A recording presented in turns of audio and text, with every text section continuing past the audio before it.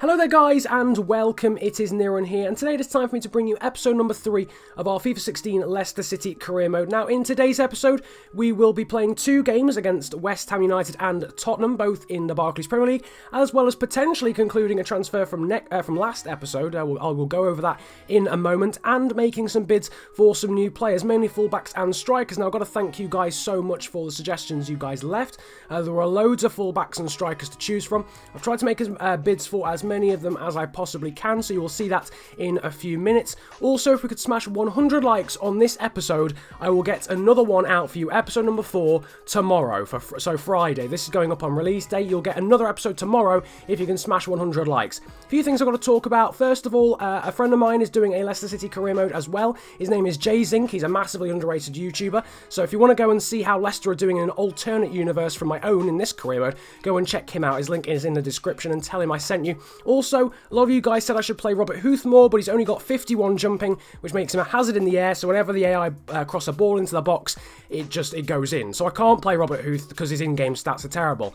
Now, talking about stuff from last episode, before we get onto the fullbacks and strikers, you guys were very split about Yannick Bolasie. So in the end, I've decided not to go for him, because I think we need to go for right back and striker more, because they're the actual, we actually need players in those positions. We'll see about Yannick Bolasie. Maybe we'll make a bid for him again at the end of the transfer window, or maybe in January, but that deal isn't quite over yet, but I'm not going to be making it right now. In the background, you've seen me make some bids for some right backs and strikers. I'll go over a little summary now. The right backs that I made a bid for were Perez of Torino for £9.8 million, Bellerin of Arsenal for £4.6 million, Fabinho of Monaco for £7 million plus Danny Simpson. There was also Aiza Mandi of Stade Rhine, the 79 stat 23-year-old right back, for £6 million. Now the ones I couldn't go for, Hugo Mayo, who was overpriced in his inquiry, they wanted £15 million. Mehdi Zafani had just recently signed for a new team, and that was the same for Javier Manquillo. We also made a bid of £4.2 million for Ajax's Ricardo van Rijn. Moving on to the strikers, we made a bid for Bril Donald Mbolo of £7.5 million, of Divock Origi £6.7 million, Berahino of £6 million, Beninkafobe of £4.6 million, Moses Simon of £3.1 million. He's an 18-year-old player who plays in Belgium, very young, from Nigeria, got a lot of potential. And also Chelsea's Bertrand Traore for £4.5 million. Now, they were the initial bids. That's just a little bit of a summary, because I realised I went over them quite quickly before this little summary, and they were all suggestions from you guys, so thank you very much. We'll see how those ones go a little bit later on, but a lot of bids chucked out there to open up the episode, if you like. Now it's time to get into the first game of this episode, and we will be in fact playing West Ham United at Upton Park, the team I used in my FIFA 15 career mode, so we've got a return already fairly quickly on in this career mode. Some new signings to watch out for there for West Ham, Pedro Obiang, and also that was Mikel Antonio. There is the squad we'll be rolling with today. Schmeichel in goal with Delat, Riedewald, Vasilevsky coming in for Morgan, and Masuaku at the back. Inler and Kante as defensive mids, Mahrez and Sisto as attacking mids, and I think it was Kramaric and potentially Okazaki or Vardy up front, can't quite remember, but West Ham going forward with the first chance of the game.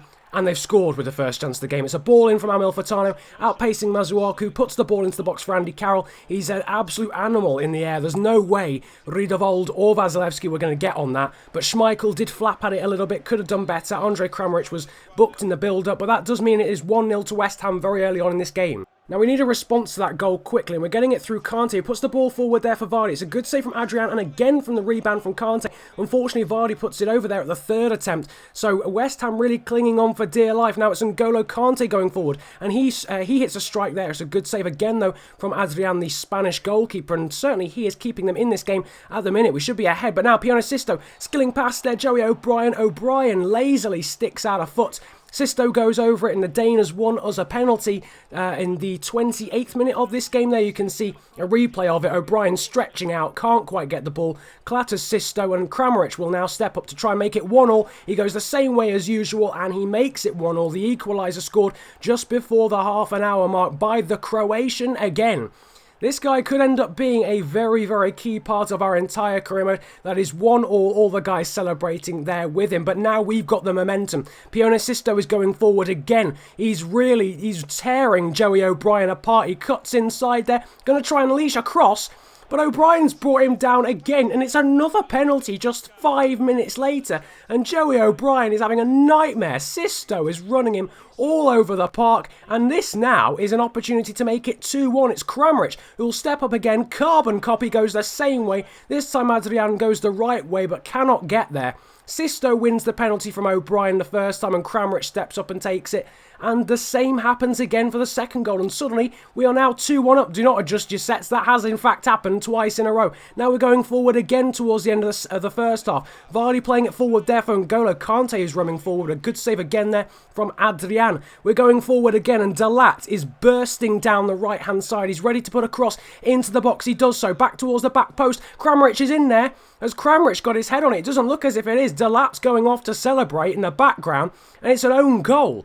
And who has scored the own goal? It's Joey O'Brien. He's given away 2 penalties and he's now scored an own goal. This is the strangest game of all time and the worst performance of a defender I've ever seen, which means at half-time we are winning 3-1 thanks to 2 Kramaric penalties and an own goal. Meanwhile, Riyad Mahrez, it's now his turn to bring out the skill and try and beat some players. He goes past 2, but he's brought down by Cresswell. Probably should have had a foul there, but Cresswell gets away with it. But Mahrez, rather worryingly, has stayed down and he is injured. And there's the replay. He falls awkwardly on his shoulder. We'll have to see just the extent of that injury a little bit later on. But as you can see, in the meantime, we're not missing Mahrez too much at the moment because Kramaric has just grabbed his hat-trick goal. The first attempt there saved by Adrian in the end. But in the end, he's there to toe poke it in on the rebound. And that is now a hat-trick for Andre Kramaric. 2 penalties and the rebound as well. And Kramaric is in incredible form. Schmeichel not so much, looking a bit shaky at the moment there. Punching that ball clear. Now Sisto bursting away.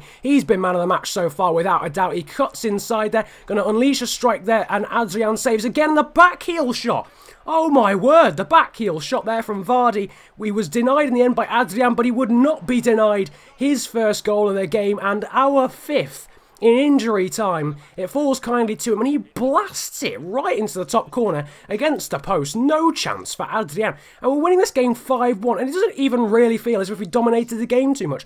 Kramaric, though, undoubtedly man of the match with Sisto, I suppose, a second place. He gets the match ball as the game does in fact end 5-1. What an astonishingly strange game that was. Absolutely incredible. Not even really as if we dominated the game that much. We just got a few penalties and quite lucky with the own goal. It's time to look at some transfers again, though, and in the background you are seeing some emails that I got back from the clubs. Our bids for Isa Mandy, for Fabinho and for Benicafobé were all rejected. As you can see, the same for West Brom. They rejected our bid for Saido Berahino because they'd already accepted a bid from another club, the same as what happened to Terence Kongolo and Kenny Tete. So we've now missed out on 3 potential transfers. In the background you're seeing some new bids that I'm making for some other players after the initial ones were rejected. Fabinho, Embolo, Origi and Afobe included. You're again going to see another summary now of the bids that I made the second time. For the fullbacks, Perez, £9.8 million still. Bellerin, £4.6 million still from the first time. Isa Mandy and Fabinho were overpriced. Fabinho, Monaco rejected our second offer of £10 million and I was not willing to go above that for a player who's only got like 86 potential, which is a lot, but you know, Bellerin's got 85 and Mandy as well was overpriced. Moving on to the strikers, Brildon Embolo, £9.8 million now. Origi, £7.5 million now of Liverpool. Moses Simon still 3.1. Bertrand Traore still the same as well, 4.5 from the bids that we made for Simon and Traore respectively earlier.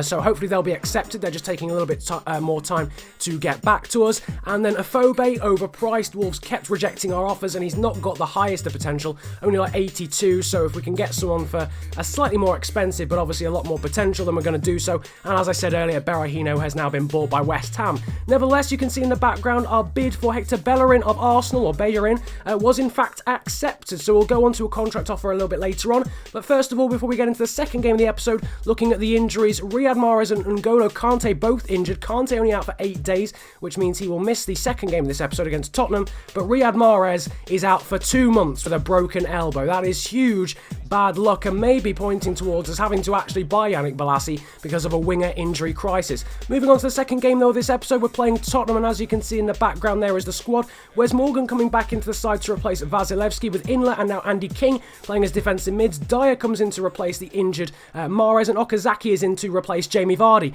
As you can see, Tottenham are going forward though first. A good strike there from Eriksson, it's blocked. And it's gone in. We've made the challenge and then the block, and it's fallen to Adebayor, who's flicked it over his head, and Schmeichel has just let it bounce off his head and go in. He hasn't caught it, and we're down 1-0 after 7 minutes here to Tottenham, thanks to the stupidest of all goals after an absolute howler from Kasper Schmeichel. Can he make up for it, though, in a few minutes later? He can, with a good save there from Eric Lamela after his weaving run. We're going forward, though, now, and passing it to Andre Kramaric, who's going for a very spectacular goal. I wouldn't blame him, to be honest. He's just scored a hat-trick against West Ham, so his confidence is high. As you can see, Masuaku's nicked the ball off Lamela. Lamela's gone in for the challenge, and seemingly got the ball, but the referee has given a penalty.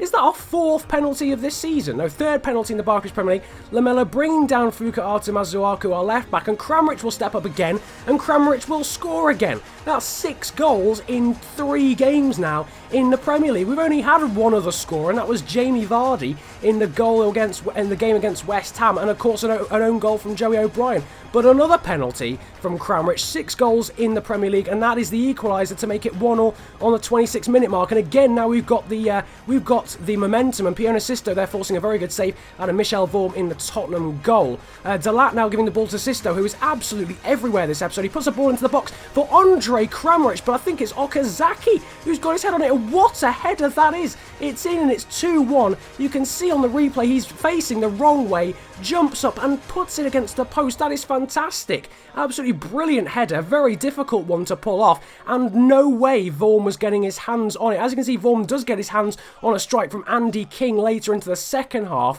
We're 2-1 up here, and we are playing pretty damn well into injury time now, and we're going forward again from a free kick. Andre Kramaric giving it to Andy King, who started the game. It's just over the bar there from the long shot, and that is literally the final action of the game. The game does end 2-1. Not quite as crazy as the West Ham game, but that Schmeichel OG, I'm going to call it, there's no way Adebayor should be getting it, was a very strange one. Nevertheless, that is 2 games done in this episode, and here is the table at the end of the first 3 games of our Barclays Premier League season. It's been a very good start for us, 7 points behind only Chelsea, who are the only team with a 100% record, but we have 7 points after 2 wins and a draw. Moving on to players to be sold before we finish up this episode with bids or finishing off deals to bring players in. As you can see, Matty James is going to Leeds for £950,000, so he's sold. Another player going down to the Championship. In the meantime, here is some confirmation now of some of the transfer offers we've made.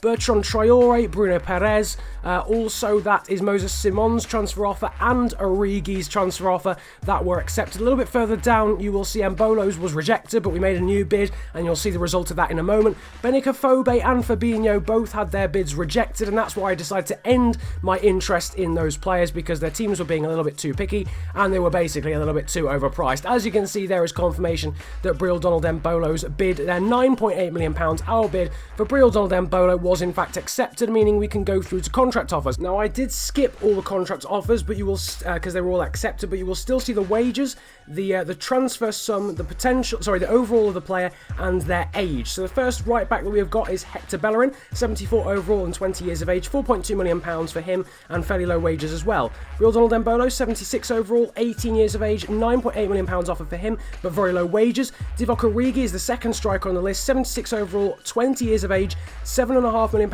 offered for him, and an offered wage of £50,000. So I think the highest of the wages that we offered, or potentially the second highest. Next up is Moses Simon of KA Gent in Belgium. I think he's got an overall of 72. His age is 20. We made a £3.1 million bid for him, and his wage is fairly low at only £20,000. Bruno Perez, the second of the right backs, the second and final right back, we offered £9.8 million to Torino, 50k in wages. He's 25 years of age and 79 overall, so about 82 potential. And then Bertrand Traore, finally, who I think is 74 overall. He's £4.5 million, so we offered that. We offered £35,000 in wages, and he is 19 years of age. So what I want you guys to do is I will leave 4 comments in the comment section of all the strikers that you see there that we've completed deals for: Moses Simon, Divock Origi, Breel Donald Mbolo, and Bertrand Traore. Now, for whichever one of 4, we can only sign one, whichever one you want me to sign, thumb up the comment that I leave in the comment section.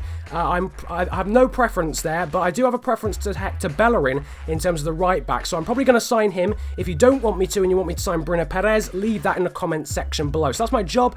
Which of those 6 players do you want me to sign? I can only sign 2 out of the 6. Nevertheless, that is the end of this episode. If you did enjoy, feel free to smash the like button. 100 likes, as I said, would be absolutely awesome, and you'll see another episode of this tomorrow. Subscribe if you're new around here for FIFA 16 career mode and tips videos, and comment about enjoying the video if you enjoyed it that much, as well as voting in the comment section below. It's been a pleasure ranting at you guys today. Have a good day, enjoy yourselves, and goodbye.